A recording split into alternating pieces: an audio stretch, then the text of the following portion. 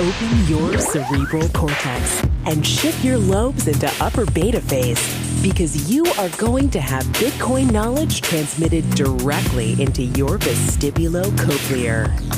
Your host at Bitcoin Knowledge is Trace Mayer, an early Bitcoin advocate since it cost $0.25, but this is not intended to be investment advice. A doctor of jurisprudence, but this is definitely not legal advice. And an investor in core cryptocurrency infrastructure, including Armory, BitPay, Kraken, and Mitagio, but this is not a recommendation of those services. Here, you get fed via direct mind download with pure and free Bitcoin knowledge.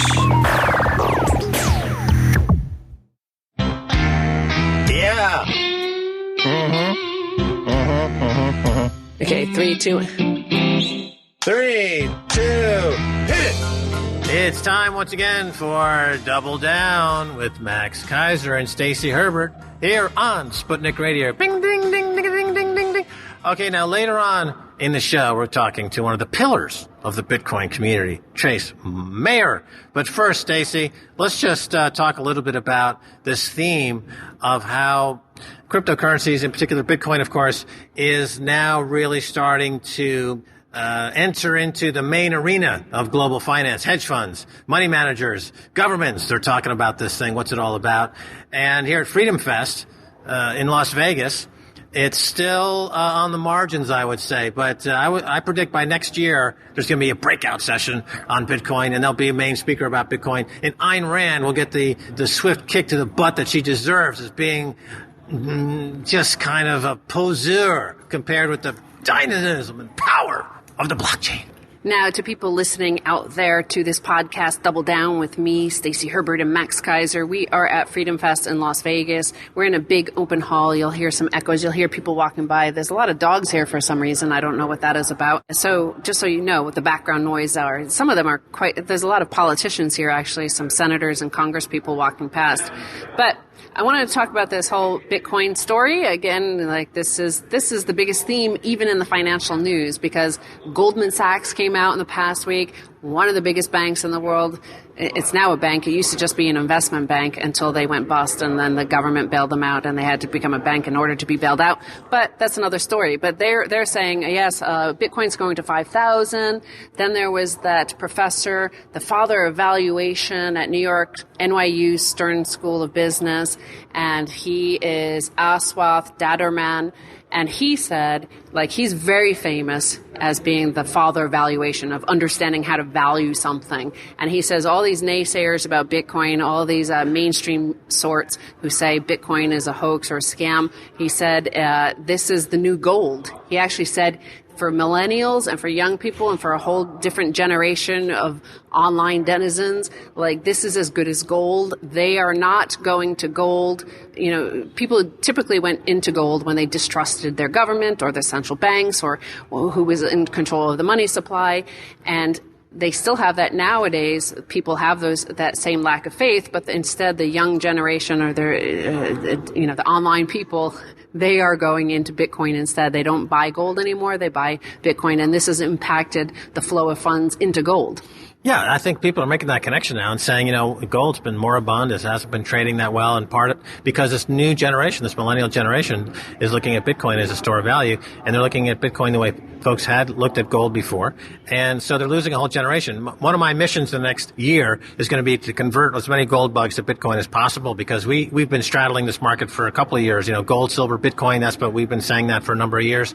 Now it's time. I think we have enough momentum to really put the hammer down and get guys like Peter Schiff or Jim Rickards to abandon their faulty arguments and their old dogmatic ways and accept the new paradigm, the new reality. And we've got the arguments for it, we got the tools for it, and we rely on the expertise, the knowledge, and the legacy and the genius of folks that are really the pillars of the Bitcoin community. So let's bring in Trace Mayer. Trace is as I said, he's one of the early adopters, I guess you could say, early investors. And he's known for a couple of pithy sayings like, "Would you hire Bitcoin?" I believe is something he coined. But Trace, welcome to Double Down. Yeah, great to be here, Max. Great to be here again. I think we had a great interview last time where we talked about kind of the geopolitics of Bitcoin, and it's playing out just like we discussed. So Yeah, let me follow up on that, because we talked about at that time, and of course, and whenever we do meet, and folks like yourself that are really instrumental in the foundation of the whole awareness of Bitcoin, the price moves up pretty dramatically. And when you have a big price move like we've seen, the market capitalization goes up much higher, and suddenly you have more tools to work with. Like, if it's a $40 billion, $60 billion, $80 billion market, you now have the wherewithal to do big things. And we had talked about the possibility of governments bringing on Bitcoin, particular in Russia. What did you think, Trace, when you saw Vitalik Buterin of Ethereum in a closed door, if I'm saying his name correctly, I'm sorry I mispronounced it, but I mispronounced everyone's name, in a closed door meeting with Vladimir Putin in Moscow? What ran through your mind, Trace? Well, they've been having high-level discussions about blockchain stuff, not just Ethereum, but about Bitcoin specifically for years, actually. I know Vitalik. In fact, I helped fund his original venture with Bitcoin Magazine. I greatly respect his intellect. And it's, when we did the show last time and talked about these geopolitics, the issue was whether Russia was going to ban Bitcoin or try to do it. And now they're actively looking at legislating it and rebuilding their entire financial system around this blockchain technology, because they've got a burning platform and they need to build a new ship. And hey, why not build it with the new spiffy technology? Yeah, okay, let's just keep on this theme, because it's really something that is going to dramatically change how people see Bitcoin going forward. And Japan is another country that is becoming very active in accepting and legalizing, and merchants accepting Bitcoin. This is another big piece of the geopolitical puzzle, Trace. Before we turn to Trace about this, I want to ask, is this a good thing or a bad thing? Because there is the cypherpunk sort of movement within Bitcoin, and they don't think states should be involved and keep them off the blockchain and blah, blah, blah. So tying all this together about Russia, Japan, and nations getting involved in blockchains and Ethereum and Bitcoin, is this a good thing, a bad thing? You're an investor in the whole space. Are you happy, or what with that? We're all on this planet together for the most part, until General Mattis is after you, and then you're not anymore. In fact, that's why all these dogs are around, because an Islamic terrorist cracked a gas pipeline at the SLS. And what's the SLS? It's a major hotel here in Vegas, and he cracked the gas pipeline, and they set up a sting, and he was coming back to bring a bunch of explosives, so he was going to blow up. Literally, this was like a couple days ago, he was going to blow up the lower half of the strip. So that's why we have all these bomb-sniffing dogs around right now. So we should be grateful for every day we have on Earth. We're all on this planet together. When we're talking about this, sure, the cypherpunks were here early in Bitcoin. It came out of that entire movement. They're not trying to exclude anybody from the blockchain. The blockchain is free. It's open source software. Anybody can review the code. In fact, it's the opposite of being able to exclude people. Anybody can interact with the blockchain. That's, in fact, what drives a lot of these regulators and control freaks just absolutely crazy, is that they can't control things in that sense. And now we're going to have huge upgrades, things like segregated witness, Merkleized abstract syntax trees, Schnorr signatures, Lightning Network, Mimblewimble, Tumblebit. It's the degree of financial innovation that's coming down the pipeline over the next couple of years will knock your socks off. It's knocking my socks off. I mean, I've been in this for 8 years. I'm doing it from a profit motive, and I can't keep up with it. And I'm fairly smart. I mean, think about if you're a bureaucrat working a 40-hour-a-week job, you're not financially incentivized. How do you keep track? Like, how do you even stay up to date when you've got literally the Polymaths shaking the world with the greatest technology? And this time around, it's not the industrial age where we use the tools to multiply the power of our muscles. We're in the information age where you use the tools to multiply the power of your minds. Imagine if Isaac Newton, who invented the gold standard, or Emanuel Swedenborg, who was head of mining in Sweden, big proponent of gold and silver, or Copernicus, who wrote treatises on interest rates. Imagine if these geniuses like Leonardo da Vinci had GitHub and HTTP and the communications technology that we have today. Well, guess what? That's what they have today. And they're shaking the world, and they're going to lift humanity. Just like those polymaths lifted humanity. I mean, think about it. A couple hundred years ago, the average wage for somebody in the Americas was $1.50 a day. That's extreme poverty by today's standards. Now we're making $65,000. We're going to see another major golden renaissance because at the end of the day, why would anybody want to use a Yellen coin or a Draghi coin, which is not limited in amount? The sources, the source code is closed source. You can't review it. Not everybody can interact with it. It's not extensible. It's just obsolete technology. Like, why would anybody want to use that when they could use this?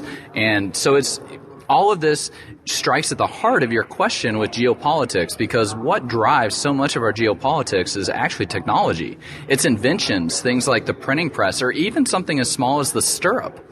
When the stirrup got invented, that enabled knights with armor to be on tops of horses. It changed the battlefields.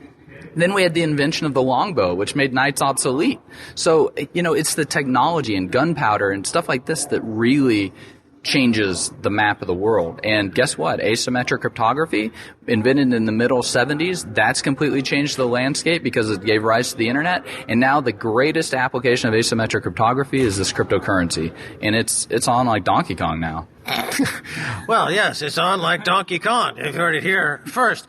Now, to give some more background on that history lesson, so back in the period of the printing press, the Gutenberg press, it was really the demise of the information cartel that was the Catholic Church.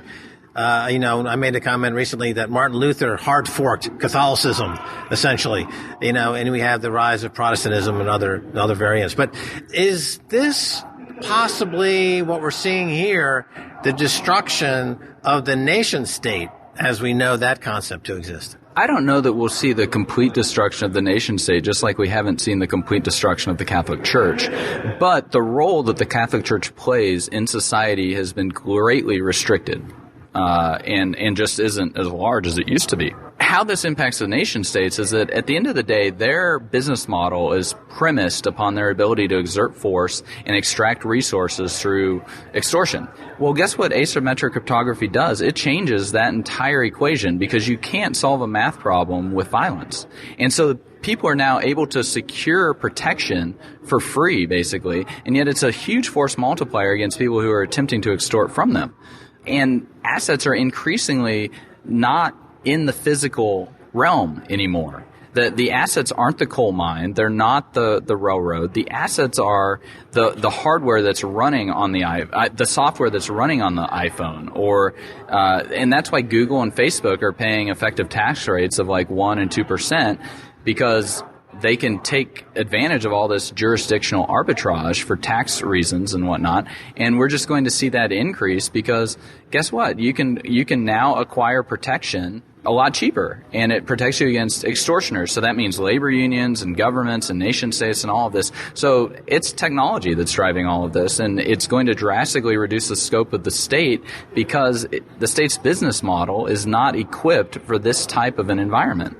Let's narrow that down a little bit, Max's question about the nation state. How about the central banks and the banks as we know them? The central banks are a cartel of all the big banks. So what will cryptocurrencies do to them, and what do you think about that? Well, yeah, it goes back to GATA's work, the Gold Antitrust Action Committee, and they pretty much cracked the case about the gold price suppression scheme. Why? Because the price of a portfolio asset is irrelevant compared to your ability to issue what we use as currency. And so, yeah, these central banks, which issue effectively the common stocks of these nations, why do you want to buy their common stock? They got a bad business model. Like, the ROI is hugely negative. Look at Iraq and Afghanistan, and it's just not there anymore. So why invest in it? And so if you're a holder of capital, why do you want to have your assets subject to these crazy people in Venezuela or Zimbabwe or the United States or wherever this type of insane monetary policy is happening?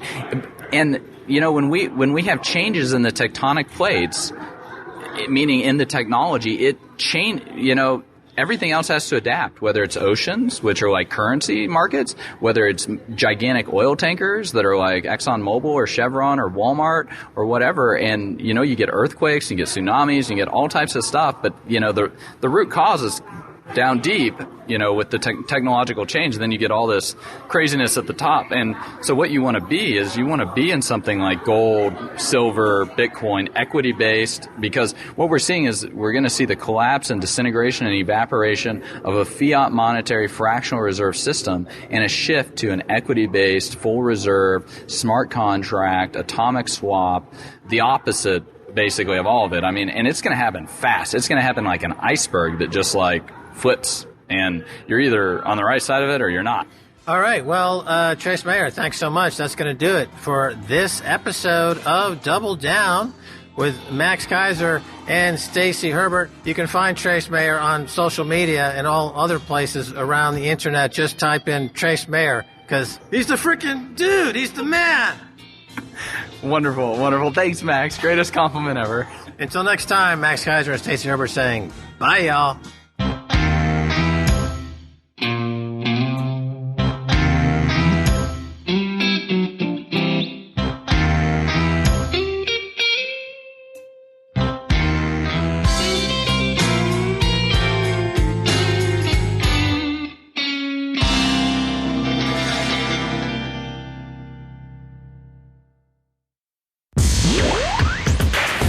Be sure to get a copy of the free Bitcoin Guide at freebitcoinguide.com. Got a question or suggestion? Record your voice at bitcoin.kn.